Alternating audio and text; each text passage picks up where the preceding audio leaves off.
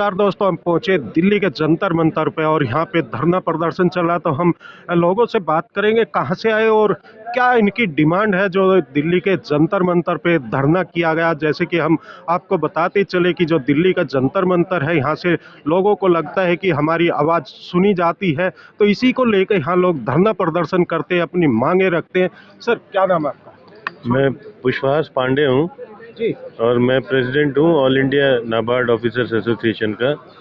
ये जो धरना प्रदर्शन है ये हम लोग एक आदेश के खिलाफ कर रहे हैं, जो कि वित्त मंत्रालय का आदेश है और उसके अनुसार हमारी वेतन का जो है संशोधन किया है 2017 से 22 की अवधि के लिए। मैं आपको बताऊं कि ये 8वां वेतन संशोधन है जब से नाबार्ड अस्तित्व में आया है।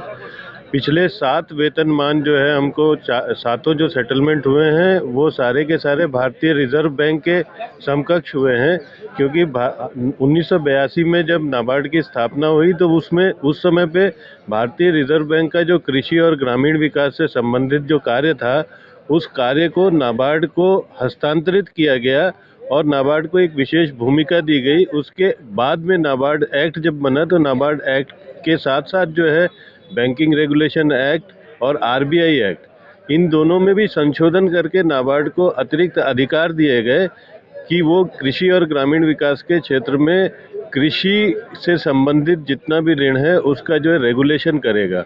और वही कार्य हम कर रहे हैं। पिछले 7 जो संशोधन हुए हैं वेतन हमारे 1982 के उपरांत, वो सारे हमको आरबीआई के समकक्ष दिए गए हैं और ये 8वां वेतन संशोधन जो किया गया है, हालांकि इसमें न तो नाबार्ड के कार्य में कोई विशेष परिवर्तन हुआ है और ना कोई विशेष परिस्थिति में कोई परिवर्तन हुआ है, उसके बावजूद नाबार्ड के साथ में जो है ये 8वां वेतन संशोधन जो है वो आरबीआई से के समकक्ष न दे करके कुछ काट करके दे दिया गया है। और इसके साथ साथ इस वेतन संशोधन में कुछ ऐसी विसंगतियां भी जो है वो पैदा हो गई हैं, जिससे कि समान कार्य में समान वेतन जो है वो नहीं मिल रहा है हमारे अधिकारियों को।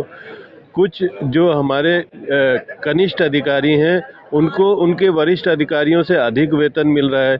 तो इस तरीके की जो वेतन विसंगतियां हैं और जो हमें एक परिपाटी चली आ रही है पिछले 7 संशोधनों से, उसको 8वीं में जो तोड़ा गया है उसके विरुद्ध जो है हमारी सरकार से यही याचना है कि इस जो वेतन संशोधन 8वां किया गया है इस पे पुनर्विचार किया जाए, इसकी समीक्षा की जाए और इसको आरबीआई के समकक्ष जो है रिस्टोर किया जाए। कौन सी सरकार से ये मांगे हैं आपकी?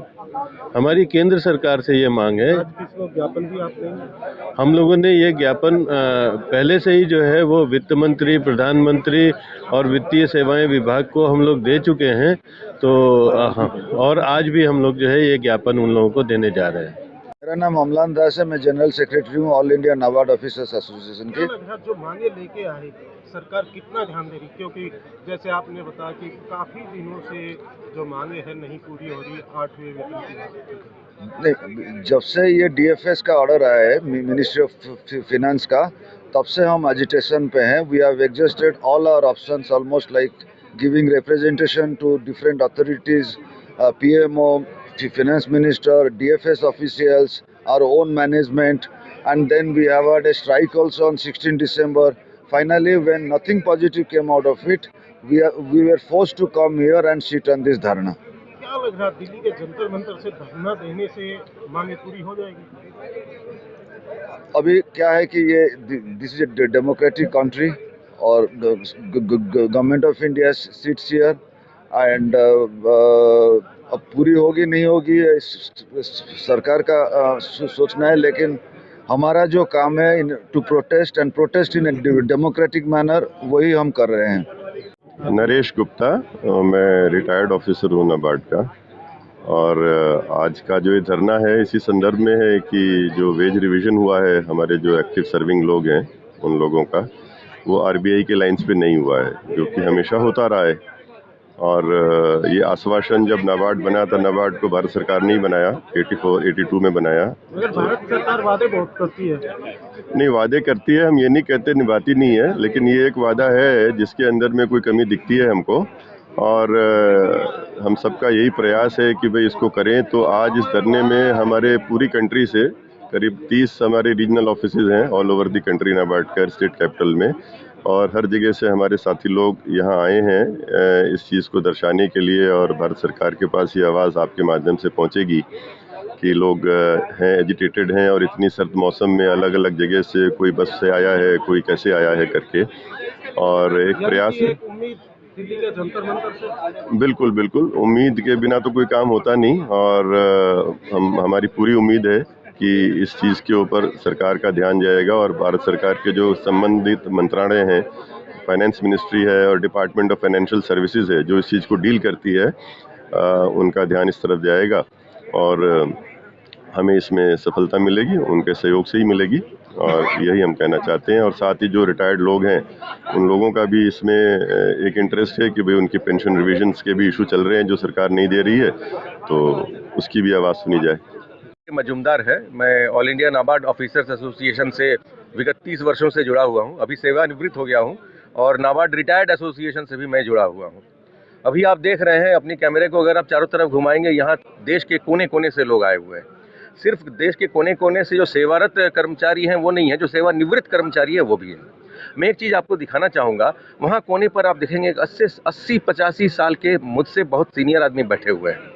हम दोनों सेम ग्रेड से रिटायर हुए हैं।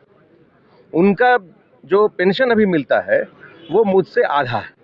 क्या यह उचित है? जो पुराने लोग हो गए हैं, जो जिनका एज हो गया है, जिनकी ज़रूरत ज़्यादा हो गई है, जिनका मेडिकल रिक्वायरमेंट ज़्यादा हो गया है, जिनको देश में सोशल सिक्योरिटी के अभाव में देखने के लिए लोगों की कमी हो गई है, उनका पेंशन जो आज मेरे जैसे लोग रिटायर हो रहे हैं उनसे आधा हो, मैं उनके लिए लड़ रहा हूँ, सिर्फ अपने लिए नहीं लड़ रहा हूँ। दूसरी बात, जैसा कि साहब ने बताया, हमारे साथी ने बताया कि नाबार्ड बना था वहाँ उस समय, जिस समय 82 में नाबार्ड में रिजर्व बैंक से लोगों को लिया गया था, क्योंकि वो नई एक संस्था थी। उसी समय उसके 1 साल बाद मार्केट से कंपटीशन के द्वारा हमारे जैसे लोगों को नाबार्ड में लिया गया था। बाद में और भी लोग जोड़ते आए। किसी भी संस्था में, किसी भी डेमोक्रेटिक कंट्री में, किसी भी नियम के तहत, अगर एक ही संस्था में एक ही कानून के तहत अगर रिजर्व बैंक से लोग आए हैं, बाहर से लोग आए हैं, और आज 40 साल से सबको सेम वेतन मिलते आ रहा है, ये पहली बार जो आदेश आई है इसमें ऐसा कहा गया है कि जो लोग पहले रिजर्व बैंक से आए हैं उनको ज़्यादा वेतन मिलेगा, और उसी समय जो हम लोग ज्वाइन किए थे 1 साल के अंतर में उनको वेतन कम मिलेगा। ये कहाँ तक तर्कसंगत है? ये कहाँ तक उचित है? और आप जैसा पूछ रहे थे कि भाई आप चले आए हैं जंतर मंतर, क्या आपको लगती है कि आपकी यहाँ आने से भाई साहब यहाँ पे यही तो अंतिम पड़ाव है हमारे लिए। ये देश के लिए ये जो मंदिर है, देश के डेमोक्रेटिक सिस्टम का पार्लियामेंट मंदिर है, हम उनके आगे दरवाजा खटखटाने आए हैं। हमें पूरी उम्मीद है कि देश की जनता, हमारी पार्लियामेंट हमारा साथ देगी, और हमारे वेतन में जो विसंगतियां हुई है, जो अनुचित कदम भारत सरकार के द्वारा उठाई गई है, उसे जरूर निराकरण किया जाएगा। धन्यवाद। तो जैसे हमने यहाँ पे बात की, लोग आते हैं दिल्ली के जंतर मंतर पे एक उम्मीद के साथ आते हैं, और वही उम्मीद के साथ आज यहाँ पे भी धरना प्रदर्शन किया जा रहा है। अब देखना होगा सरकार कितना ध्यान देती है इनकी मांगों पे और कब तक सुनवाई करती है। हर खबर से आजाद तो